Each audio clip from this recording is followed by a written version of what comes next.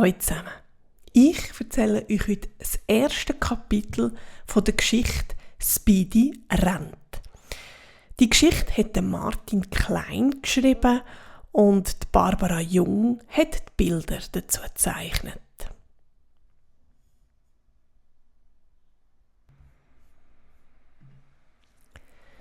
Kapitel 1 Überholmanöver. Ich bin ein Problemkind, hat der Raffa düster gesagt. Vor kurzem hat er gehört, wie zwei Mütter im Laden miteinander geredet haben und das Wort gebraucht haben. Die zwei haben ganz besorgte Gesichter gemacht. Der Raffa hat sich gefragt, was ein Problemkind ist. Und jetzt ist ihm aufgefallen, dass der Begriff gut zu ihm selber passen könnte. Niki hat ihm sofort widersprochen. «Das bist du nicht!» «Bin ich doch!» hat der Raffa beharrt. Er hat den Kopf gesenkt und voller Sorge die Betonstufen unter ihm angeschaut. «Was soll das denn sein, ein Problemkind?» hat Niki gefragt. Und fast im gleichen Moment ist ihr eine lustige Antwort in den Sinn gekommen. Ein Problemkind ist ein Zwillingsbruder, der seine Schwester nervt. «Ha, ha», hat der Raffa gesagt. Die Geschwister sind auf dem obersten Stegentritt von ihrem Mietshaus gesessen. Das war ihr Stammplatz. Man hat von dort einen guten Blick auf die Umgebung gehabt und es haben sich gut alle möglichen Angelegenheiten besprechen. Wie du schon manchmal genug mitbekommen hast, darf ich einfach nicht Kart fahren, hat der Raffa erklärt. Und jetzt ist es endgültig vorbei. Ich darf nämlich nicht einmal an meinem Geburtstag ins Motodrome. Die Mami hat erklärt, es müsse etwas sein, das auch ihr ein bisschen Spass machen würde. Und der Daddy hat gesagt, das würde unsere CO2-Bilanz endgültig ruinieren. Und dann hat er komisch gelacht. Haha, es ist ja so lustig, Eltern zu haben, die ihr Auto abgeschafft haben und Kartfahren so schlimm finden. Für mich bedeutet das Ade, Rennfahrerkarriere. Ich bin dus. Der Raffa hat traurig auf die Leerstrasse geschaut. Wenn du einmal erwachsen bist, kannst du trotzdem nur Rennfahrer werden, hat Niki gesagt. Dann kann es dir keiner mehr verbieten. Schon zu spät, hat der Raffa erklärt. Wer erst mit 18 anfängt, schafft es nie mehr. Das weiss doch jedes Kind. Und jeder Weltmeister ist der Beweis. Hamilton, Vettel, Schumacher, Senna, Lauda und so weiter. Alle grossen Formel-1-Champions haben schon im Kindergarten eine Karte gehabt. Und ich komme nichts über und darf nichts. In so einem Motodrome stinkt es doch fest, oder? Hat Niki gefragt. Das muss so sein, hat der Raffa gesagt. Das gehört dazu. Und es ist mega laut, oder? Das ist ein mega Sound, hat der Raffa gesagt. Niki war zuerst einmal ruhig und hat die Umgebung angeschaut. Es war nicht viel los. Es war die typische irgendwann am Nachmittag vor dem Haus Ruhe. Irgendwo hat ein Hund gebellt. Niki hat gefunden, dass sein Bellen sympathisch tönt hat. Sicher war es ein netter Hund, vielleicht sogar ein Labrador. Labrador sind die besten Hunde auf der ganzen Welt. Niki hat gedacht, nie wird ich mit so einem freundlichen Bellen gemeint sein. Und plötzlich hat auch sie genau verstanden, was das Problemkind ist. Nie wird ich begeistert angewedelt werden, hat sie weiter überlegt. Und nie wird ich von meinem Bruder Unterstützung für einen Hund bekommen. Ich bin das einzige Kind auf dieser Welt, wo nicht nur die Eltern, nein, auch der Zwillingsbrüder kein Haustier haben will. Weil das anscheinend auch ihm Arbeit machen würde. Das ist doch schlimm. Traurig hat sie den Raffa angeschaut. Der hat nichts gemerkt. Er hat Richtung Strasse gehört. Ins freundliche Bellen hat sich ein Motorgeräusch von einem Auto gemischt. Es ist ziemlich schnell näher gekommen. Schnell für ein Wohngebiet. «Mega Sound!» hat der Raffa gesagt und die Strasse darab geschaut. Andere Kinder haben einen Labrador, hat Niki gemeint. Und wenn sie keinen Labrador haben, dann haben sie einen Border Collie oder wenigstens einen Yorkshire Terrier. Oder eine Reitbegleitung. Oder so etwas. Und ich habe noch nicht einmal ein Meersäule zum Geburtstag bekommen. «Ich glaub's nicht!» hat der Raffa gerufen. «Ob du glaubst es oder nicht», hat Niki gesagt, «es ist die schlimme Wahrheit.» «Boah! Wow!» hat der Raffa gerufen. «Ich bin auch ein Problemkind», hat Niki erklärt. «Findest du das etwa gut?» «Das ist ein alter Porsche Carrera 911. Der Raffa hat richtig die Strasse gedeutet. «Fabrikat 70er Jahre. Den kenne ich nur von Bildern.» Der Sportwagen ist über den Asphalt gezischt. Der Lack hat rot geleuchtet. «Eine super Kiste», hat der Raffa gestaunet. Niki hat gestutzt. Da war doch noch etwas anderes. Ein kleines Hindernis auf dem Asphalt. Es war nicht besonders gross und hat ausgesehen wie ein rundlicher Stein. Aber es hat sich bewegt. In der Mitte der Strasse ist es vorwärts gestampft und der Wagen ist genau darauf zugerast. Niki ist aufgesprungen. Sie hat ganz fest auf das komische Wesen gezeigt, aber sie hat nicht mehr sagen als «Da!» Der Raffa ist aufgesprungen. Er ist alle 5 Stegentritte auf einmal runtergesprungen. Mit einem zweiten Satz hat er die Bordsteinkante erreicht. Er hat mit den Armen gerudert und gelärmt «Stopp! Achtung! Ausweichen!» Das kurzbeinige Etwas war genau vor dem Sportwagen, genau in der Spur von einem Vorderrad. Das Auto hat scharf bremst, die Reifen haben gequietscht, der Wagen hat stark zur Seite geschwenkt und das Etwas auf 4 Beinen ist unter ihm verschwunden. Das Fahrzeug hat angehalten, die Warnblinker haben angefangen zu leuchten. Die Fahrtür ist aufgeklappt und eine Stimme hat gerufen: «Dami nochmal, was ist denn das gsi?» Eine elegant gekleidete Frau ist ausgestiegen. Sie hat ihre Backen aufgeblasen und die Luft geräuschvoll ausgeatmet und hat unter das Auto geschaut. «Dami nochmal, ich glaub das nicht!»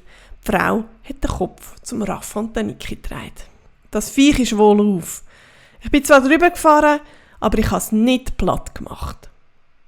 «Und was ist mit dabei?» hat der Raffa gefragt. «Eingezogen», hat die Frau gemeint. «Hätte ich auch gemacht.» «Zuerst wollte ich euch die Ohren lang ziehen, aber ohne eure Warnung hättet wir jetzt ein Verkehrsopfer.» «Ich glaube, Sie sind schnell gefahren», hat Niki gesagt. «Kann ich mir nicht vorstellen», hat die Frau geantwortet. Niki hat das Hure gemacht und das Wesen genauer angeschaut. Die halbrunde Gestalt war ein hübscher, gemusterter Schutzpanzer. Niki hat eingeklappte, schuppige Beine mit Krallen erkannt. Dann hat sie 2 dunkle Augen in einem kleinen Dinosaurierkopf gesehen. Neben ihr hat der Raffa gesagt: «Sie haben einen coolen Wagen!» Die Frau hat gelächelt. «70er Baujahr, oder?» hat der Raffa gefragt. Sie hat anerkennend genickt. «Du kennst dich aus.» Niki hat sich aufgerichtet, aufs Tier gedeutet und gesagt: «Ist ja noch mal gut gegangen.» «Wir sind auf der Strasse schon ein paar Viecher begegnet», hat die Frau gesagt, «aber ein Schildkröte ist mir noch nie vor die Haube gelaufen.» «Von wo die echt kommt?» hat der Raffa überlegt. «Und was machen wir jetzt mit ihr?» «Das Beste ist, ihr nehmt sie mit», hat die Frau gesagt. «Ein Schildkröte hat auf der Strasse nichts verloren. Ihr nächstes Rennen könnte böse enden.» «Warum nehmen Sie nicht mit?» hat Niki gefragt. «Sie könnten sie ins Tierheim bringen.» «Ich habe keine Zeit.» Die Frau ist wieder hinter das Steuerrad gesessen und hat den Motor gestartet. Der Raffa hat einen Blick aufs Armaturenbrett geworfen. Der kreisrunde Tachometer hat bei einer Höchstgeschwindigkeit von 270 Stundenkilometer aufgehört. Zum Abschied hat die Frau mit der einen Hand aus dem Fenster gewunken. Die Kinder haben den Gruß erwidert. Plötzlich ist dann aber aus dem ein heftiges Rudern mit den Armen geworden. «Stopp! Achtung! Ausweichen!» Der Porsche hat bremst und die Frau hat ausgerufen. «Was ist denn jetzt schon wieder?» Niki hat auf den Asphalt gezeigt. Schildkröte ist während dem Gespräch am Sportwagen vorbeigestampft und ist jetzt auf ihren kurzen Beinen wieder genau in die Fahrspur hineingelaufen. Das ist die erste Schildkröte auf der Welt, die einen Porsche überholt hat der Raffa gedacht. «Platz da, Kinder!» hat die Frau gerufen. Der Raffa hat ein paar schnelle Schritte gemacht, sich gebückt und hat die Schildkröte aufgenommen. Der Kopf und die Beine sind wieder blitzartig verschwunden und das Tier hat wieder wie ein halbrunder Kieselstein ausgesehen. Die Frau im roten Sportwagen hat den lauten Motor wieder laufen und ist davon geflitzt.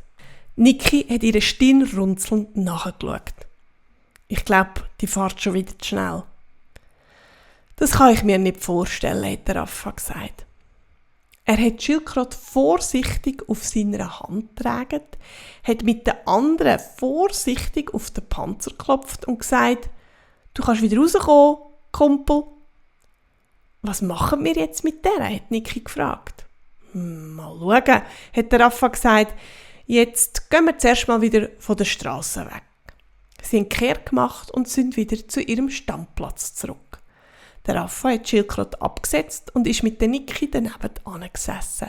Die Schildkröte hat ihren Kopf aus dem Panzer gestreckt und hat aufmerksam nach links und nach rechts geschaut. Sie hat ihre Beine ausgeklappt und hat einen Schnellstart angelegt. Aber sie ist nur 3 Schritte weit gekommen. Dann ist sie nämlich vom 5. auf den 4. Stegentritt gefallen und hat sich überschlagen. Sie ist auf dem Rücken gelandet und hat mit den Beinen in der Luft gerudert. Der Raffa hat sie umgedreht und sofort ist sie wieder losgestampft. Wenn er sie nicht aufgehalten hat, wäre der nächste Salto dran gewesen. «Du bist krass», hat der Raffa gesagt. «Aber du hast Glück. Du hast die Richtigen getroffen. Vor allem die Richtigen.» Er hat seine Schwester angelächelt. «Wie meinst du das?» hat Niki gefragt. Der Raffa hat sich nachdenklich am König gekratzt. «Wie war das nochmal gewesen? Wer wünscht sich ein Haustier und wem ist jetzt gerade eins zugelaufen?» Der Raffa hat die Schildkröte aufgenommen und hat sie den Niki auf den Schoss legen. Sie hat aber abwehrend die Hände aufgehebt. «Das ist doch kein Haustier!» «Wieso nicht?» Der Raffa hat seine Schwester verwundert angeschaut. «Ein Haustier hat ein Fähli», hat Niki erklärt. «Oder von mir aus Federn, aber kein Saurier-Schrumpfkopf.» «Heisst das etwa, dass du die Schildkröte nicht haben willst?» «Genau das heisst das», hat Niki gesagt. «Ein Schildkröte ist das allerletzte Tier, das ich will. Es kommt hinter den Ratten und nur knapp vor den Vogelspinnen.» Der Raffa hat die Schildkröte vor sein Gesicht gehabt und sie genau angeschaut. Sie mit den Beinen in der Luft paddelt und hat ihn auch angeschaut. Der Raffa hat in ihren Augen einen gleichmütigen, freundlichen Ausdruck gesehen. «Ich schätze, wir sind die ersten Menschen, wo ein Schildkröte zugelaufen ist», hat er gesagt. «Was machen wir jetzt mit ihr?» Niki hat mit den Schultern gezuckt. «Wir könnten sie ins Tierheim bringen», hat sie vorgeschlagen. Der Raffa hat nicht recht gewusst, warum, aber die Idee hat ihm nicht gefallen. «Nehmen die auch eine entlaufene Schildkröte?» hat er skeptisch gefragt. «Klar», hat Niki gemeint, «die nehmen auch Ratten und Vogelspinnen.» «Ich weiss etwas Besseres», hat der Raffa gesagt. «Wir behalten sie zuerst einmal.» «Wir?» «Okay, ich behalte sie zuerst einmal», hat sich der Raffa gehört sagen. Im ersten Moment hat er sich selber darüber gewundert. Die Schildkröte hat aber schon jemandem gehört, hat Niki gemeint. Dann kann sich der bei mir dann melden. Und wie soll der Besitzer von dieser Kröte von dir erfahren? Wir können die Flugblätter aufhängen wo Schildkröte zugelaufen drauf steht, hat der Affe gesagt. Und wo soll sie denn bis dort bleiben? Hat Niki gefragt. Im Garten natürlich, hat der Affe geantwortet. Wenn du einen Schildkröte hast, will ich einen Labrador, hat Niki gesagt. Der Affe hat das Gesicht verzogen. Ich glaube, du bist ein Problemkind. Er hat auf die Schildkröte gezeigt. Das nennt man doch Findelkind. Das darf man nicht verstoßen. Ein Porsche zu überholen, macht ihr übrigens keiner so schnell nach. Die Schildkröte hat zwinkert und der Affe hat gesagt, ich werde ihr Speedy sagen. Das ist das erste Kapitel der Geschichte Speedy rennt. Ich hoffe, es hat euch gefallen und ihr wollt wissen, wie es weitergeht. Bis gleich wieder. Tschüss!